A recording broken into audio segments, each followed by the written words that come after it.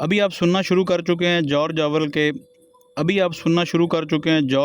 1946 میں لکھے گئے ایک شور افاق ناول اینیمل فارم کا پارٹ 6۔ پچھلے پارٹس میں ہم نے جانا کہ کیسے نیپولین سنو بال کو طاقت کے زور پر بھگانے کے بعد آہستہ آہستہ ڈکٹیٹر بنتا جا رہا تھا، اور فارم پر ہونے والے ہر غلط کام کا ذمہ دار سنو بال کو ٹھہراتا۔ اس کا وزیر اطلاعات سکویلر کیسے اپنے جھوٹوں اور پروپیگنڈا سے جانوروں کے ذہنوں میں یہ ڈال چکا تھا کہ سنو بال دراصل فارم کا غدار ہے اور بیرونی طاقتوں کے ساتھ مل کر فارم کے خلاف سازش کر رہا ہے۔ پارٹ 5 میں ہم نے جانا کہ کیسے نیپولین نے انصاف اور اعتراف جرم کے نام پر فارم کے جانوروں کو ڈرایا دھمکایا اور بالآخر قتل کر دیا۔ اب تمام جانور افسردہ تھے، بیسٹ آف انگلینڈ گانے پر پابندی نافذ ہو چکی تھی اور ایک نیا نغمہ ہر اتوار کو گایا جاتا تھا جو کہ جانوروں کو پسند نہیں تھا۔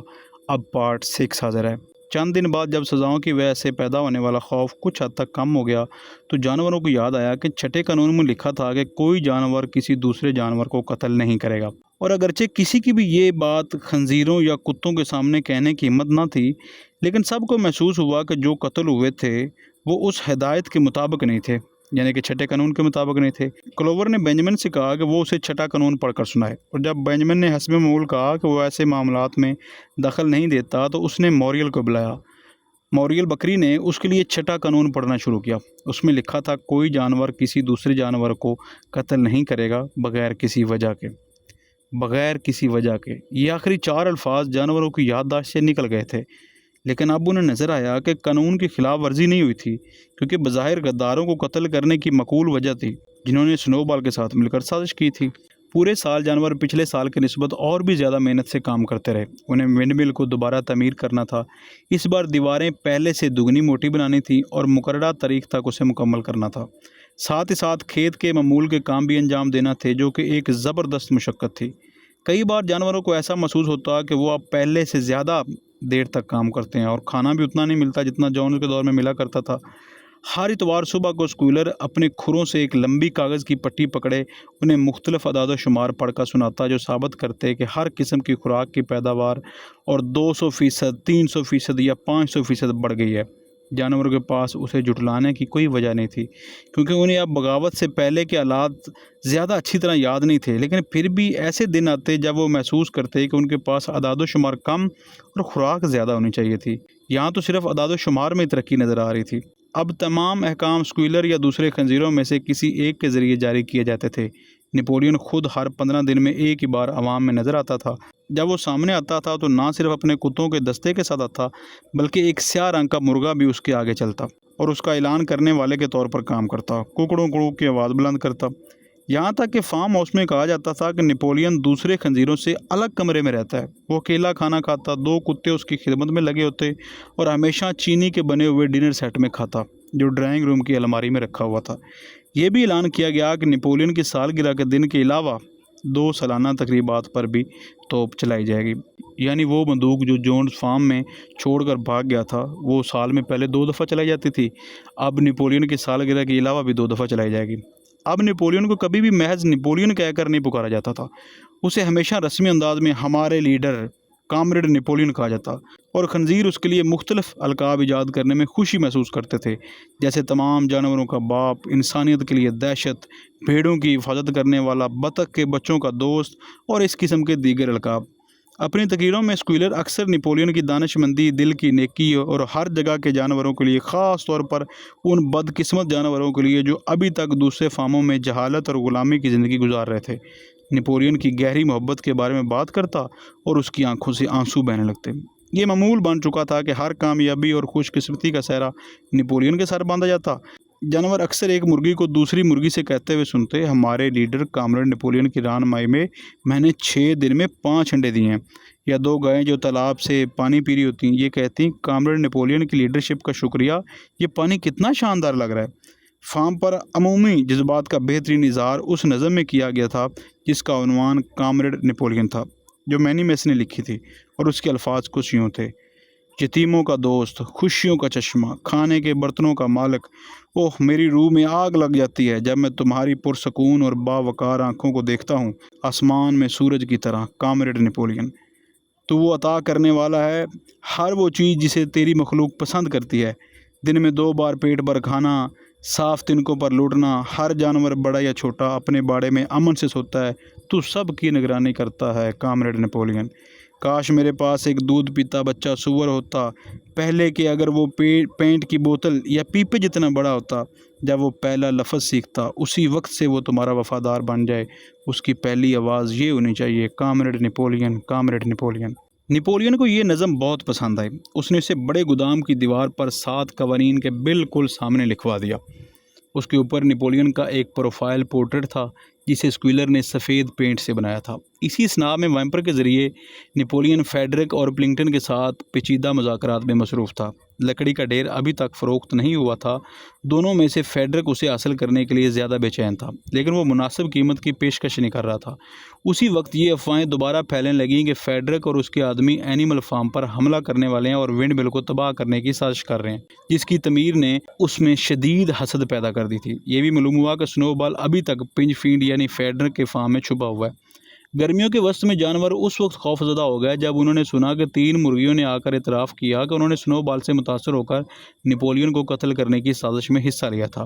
انہیں فوراً سزائے موت دے دی گئی اور نیپولین کی حفاظت کے لیے تازہ احتیاطی تدابیر اختیار کی گئیں۔ 4 کتے رات کو اس کے بستر کی حفاظت کرتے تھے، ہر کونے پر ایک، اور ایک نوجوان خنزیر جس کا نام پنک آئی تھا، اس کو نیپولین کا کھانا چکھنے کا کام دیا گیا تاکہ لیڈر نیپولین کو زہر نہ دیا گیا ہو۔ تقریباً اسی وقت یہ اعلان کیا گیا کہ نیپولین نے لکڑی کے ڈھیر کو مسٹر پلنگٹن کو فروخت کرنے کا بندوبست کر لیا ہے اور وہ اینیمل فارم اور فاکس ووڈ کے درمیان مخصوص مصنوعات کے تبادلے کے لیے ایک باقاعدہ معاہدہ کرنے جا رہا تھا۔ اگرچہ نیپولین اور پلنگٹن کے تعلقات صرف ویمپر کے ذریعے ہی چل رہے تھے، لیکن اب وہ تقریباً دوستانہ ہو چکے تھے۔ جانور پلنگٹن پر انسان ہونے کے ناطے بھروسہ نہیں کرتے تھے، لیکن وہ اسے فیڈرک پر ترجیح دیتے تھے، جس سے وہ دونوں ڈرتے اور نفرت کرتے تھے۔ جیسے جیسے موسم گرما گزرتا گیا اور ونڈ مل کی تکمیل تقریباً قریب آتی گئی، غداری کے ممکنہ حملے کی افواہیں زور پکڑ دی گئیں۔ کہا جاتا تھا کہ فیڈرک اس پر 20 مسلح آدمیوں کے ساتھ حملہ کرنے کا ارادہ رکھتا ہے اور اس نے پہلے ہی مجسٹریٹ اور پولیس کو رشوت دے دی ہے تاکہ اگر وہ اینیمل فارم کے کاغذات پر قبضہ کر لے تو کوئی سوال نہ اٹھائے جائیں۔ اس کے علاوہ پنچ فیلڈ سے فیڈرک کے اپنے جانوروں پر ظلم و ستم کے بارے میں خوفناک کہانیاں سامنے آ رہی تھیں۔ اس نے ایک بوڑھے گھوڑے کو کوڑے مار مار کر ہلاک کر دیا تھا، اپنی گایوں کو بھوکا رکھتا، ایک کتے کو بھٹی میں پھینک کر مار ڈالا، اور شام کو وہ مرغوں کو اپنے مزے کے لیے لڑاتا تھا جن کے پنجوں میں اس طرح بلیڈ باندھا جاتا۔ جب جانوروں نے یہ باتیں اپنے ساتھیوں کے ساتھ ہونے کا سنا تو ان کے خون میں جوش بھر آیا اور کبھی کبھار وہ ایک ساتھ باہر نکل کر پنچ فیلڈ فارم پر حملہ کر دیں، انسانوں کو نکالنے اور جانوروں کو آزاد کرنے کی اجازت کے لیے شور مچاتے۔ لیکن اسکویلر انہیں جلد بازی سے بچنے اور کامریڈ نیپولین کی حکمت عملی پر بھروسہ کرنے کی نصیحت کرتا۔ فیڈرک کے خلاف جذبات شدت اختیار کرنے لگے۔ ایک اتوار کی صبح نیپولین گودام میں نمودار ہوا اور اس نے وضاحت کی کہ اس نے کبھی بھی فیڈرک کو لکڑی کے ڈھیر کو فروخت کرنے کا ارادہ کیا ہی نہیں تھا۔ اس نے کہا ایسے بدماشوں کے ساتھ معاملات کرنا اس کی شان کے خلاف ہے۔ کبوتروں، جنہیں وہ بغاوت کی خبریں پھیلانے کے لیے بھیجا کرتا تھا، انہیں فاکس ووڈ پر قدم رکھنے سے منع کر دیا گیا اور انہیں انسانیت کی موت کے نعرے کو چھوڑ کر فیڈرک کی موت کا نعرہ اپنانے کا حکم دیا گیا۔ دیر سے موسم گرما میں سنو بال کی ایک اور سازش بے نقاب ہوئی۔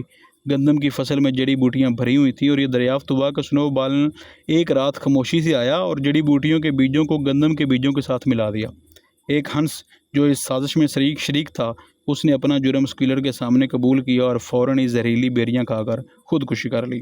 جانوروں کو اب یہ بھی معلوم ہوا کہ سنو بال نے کبھی جانوروں کا ہیرو اور فرسٹ کلاس کا تمغہ حاصل ہی نہیں کیا تھا۔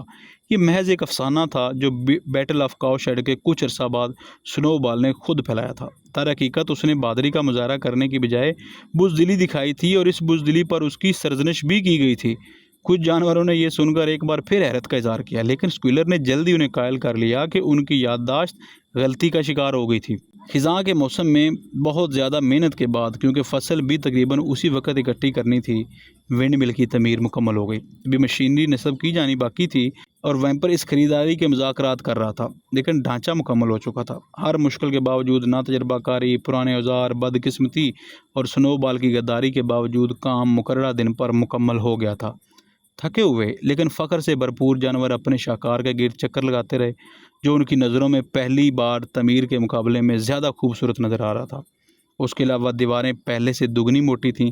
اس بار ان دیواروں کو دھماکہ خیز مواد کے بغیر گرانا ممکن نہیں ہوگا، اور جب انہوں نے سوچا انہوں نے اتنی محنت کی ہے, کتنی مایوسیوں پر قابو پایا ہے, اور جب ونڈ مل کے پر گھوم رہے ہوں گے اور ڈائنامو چل رہی ہوگی تو ان کی زندگیوں میں کتنی بڑی تبدیلی آئے گی.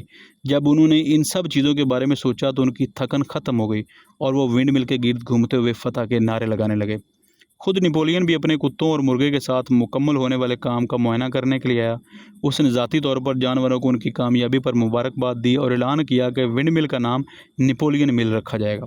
2 دن بعد جانوروں کو ایک خصوصی اجلاس کے لیے گودام میں اکٹھا کیا گیا. نیپولین نے جب یہ اعلان کیا کہ اس نے لکڑی کا ڈھیر فیڈرک کو فروخت کر دیا ہے تو سب جانور حیرت زدہ ہو گئے. اگلے دن فیڈرک کی گاڑیاں آئیں اور لکڑی کو لے جانا شروع کر دیا. پلنگٹن کے ساتھ دوستی کا دکھاوا کرنے کے پورے عرصے کے دوران نیپولین دراصل خفیہ طور پر فیڈرک کے ساتھ معاہدہ کر رہا تھا. فاکس ووڈ فارم کے ساتھ تمام تعلقات منقطع کر دیے گئے اور پلنگٹن کو توہین آمیز پیغامات بھیجے گئے. کبوتروں کو پنچ فیلڈ فارم سے دور رہنے اور اپنے نعرے کو فیڈرک کی موت سے بدل کر پلنگٹن کی موت کرنے کے لیے کہا گیا تھا. اسی وقت نیپولین نے جانوروں کو یقین دلایا کہ اینیمل فارم پر حملے کی افواہیں بالکل بے بنیاد ہیں اور فیڈرک کے اپنے جانوروں پر ظلم و ستم کی کہانیاں بہت زیادہ مبالغہ آمیز ہیں. ان تمام افواہوں کی شروعات شاید سنو بال اور اس کے ایجنٹوں نے کی تھی. اب ایسا لگتا تھا کہ سنو بال در حقیقت پنچ فیلڈ فارم پر چھپا ہوا نہیں تھا اور حقیقت میں وہ کبھی وہاں گیا ہی نہیں تھا, بلکہ کہا جاتا تھا کہ وہ فاکس ووڈ میں کافی آرام دہ زندگی گزار رہا تھا اور دراصل برسوں سے پلنگٹن کا وظیفہ خور تھا. سور نیپولین کی چالاکی پر بہت خوش تھے. پلنگٹن کے ساتھ دوستی کا دکھاوا کر کے نیپولین نے فیڈرک کو 12 پاؤنڈ اضافی ادا کرنے پر مجبور کر دیا. لیکن نیپولین کی عظیم دماغی صلاحیت, اسکویلر نے کہا, اس بات میں ظاہر ہوتی ہے کہ وہ کسی پر بھروسہ نہیں کرتا تھا, یہاں تک کہ فیڈرک پر بھی نہیں. فیڈرک لکڑی کی ادائیگی چیک کے ذریعے کرنا چاہتا تھا, جو کہ ایک کاغذ کا ٹکڑا تھا جس پر ادائیگی کا وعدہ لکھا ہوا تھا. لیکن نیپولین اس کے لیے بہت ہوشیار تھا. اس نے دراصل اصل پاؤنڈ کے ساتھ نوٹوں میں ادائیگی کا مطالبہ کیا, جو لکڑی ہٹانے سے پہلے ہی دی جانی تھی. فیڈرک نے پہلے ہی ادائیگی کر دی تھی اور جو رقم اس نے ادا کی تھی وہ ونڈ مل کی مشینری خریدنے کے لیے کافی تھی. اسی اسنا میں لکڑی تیزی سے منتقل کی جا رہی تھی. جب ساری لکڑی لے جائی جا چکی تو جانوروں کو فیڈرک کے بینک نوٹوں کا معائنہ کرانے کے لیے گودام میں ایک اور خصوصی اجلاس منعقد ہوا. نیپولین خوش مزاجی سے مسکراتے ہوئے دونوں تمغے پہنے ایک تخت پر بیٹھا تھا. اس کے پہلو میں وہ پیسے ایک الگ چینی کے برتن پر بڑے احتیاط سے رکھے ہوئے تھے جو فارم ہاؤس کے کچن سے لایا گیا تھا. جانور آہستہ آہستہ قطار میں چلتے ہوئے گزرے اور ہر ایک نے اپنی خواہش کے مطابق بینک نوٹوں کو دیکھا. باکسر نے اپنے نتنے ان نوٹوں کو سونگھنے کے لیے آگے بڑھائے اور اس کی سانسوں سے وہ نازک سفید چیزیں ہلنے اور سرسرانے لگیں. 3 دن بعد فارم میں ہنگامہ برپا ہو گیا. ویمپر, جس کا چہرہ زرد پڑ چکا تھا, اپنی سائیکل پر تیزی سے فارم کے راستے دوڑتا ہوا آیا, اسے احاطے میں پھینکا اور سیدھا فارم ہاؤس میں جا گھسا. اگلے لمحے نیپولین کے کمرے سے غصے کی ایک دم گونٹ دینے والی گرج سنائی دی. جو کچھ ہوا اس کی خبر فارم میں جنگل کی آگ کی طرح پھیل گئی. بینک نوٹ جعلی تھے. فیڈرک نے لکڑی مفت میں حاصل کر لی تھی. نیپولین نے فوراً جانوروں کو اکٹھا کیا اور انتہائی سخت آواز میں فیڈرک کے لیے موت کی سزا کا اعلان کیا. اس نے کہا فیڈرک کو پکڑنے پر زندہ ابال دیا جائے گا. اسی وقت اس نے جانوروں کو خبردار کیا کہ اس غداری کے بعد بدترین حملے کی توقع رکھنی چاہیے. فیڈرک اور اس کے آدمی کسی بھی لمحے اپنا طویل عرصے سے متوقع حملہ کر سکتے ہیں. فارم کے تمام راستوں پر پہرے دار تعینات کر دیے گئے. اس کے علاوہ 4 کبوتر فاکس ووڈ کے لیے ایک مسالتی پیغام کے ساتھ بھیجے گئے, جس سے امید کی جا رہی تھی کہ پلنگٹن کے ساتھ اچھے تعلقات بحال ہو سکیں. اگلی ہی صبح حملہ ہو گیا. جانور ناشتہ کر رہے تھے جب پہرے دار دوڑتے ہوئے یہ خبر لے کر آئے کہ فیڈرک اور اس کے ساتھی پہلے ہی 5 سلاخوں والے دروازے سے گزر چکے ہیں.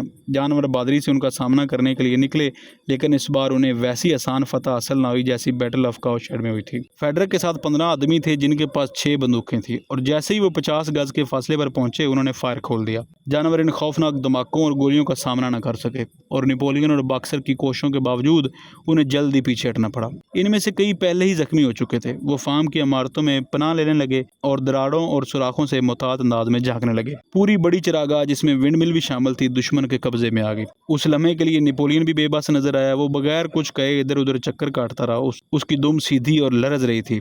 جانوروں کی نظریں حسرت بھری نگاہیں فاکس ووڈ کی طرف دیکھ رہی تھیں. اگر پلنگٹن اور اس کے آدمی ان کی مدد کر دیتے تو شاید وہ بچ جائیں, لیکن اسی وقت وہ 4 کبوتر واپس آئے جو ایک دن پہلے بھیجے گئے تھے, جن میں سے ایک کے پاس پلنگٹن کا ایک کاغذ کا ٹکڑا تھا. اس پر لکھا ہوا تھا تمہیں اسی کا مزہ چکھنا چاہیے. تم یہی ڈیزرو کرتے ہو۔ اسی دوران فیڈرک اور اس کے آدمی ونڈ مل کے ارد گرد رک گئے۔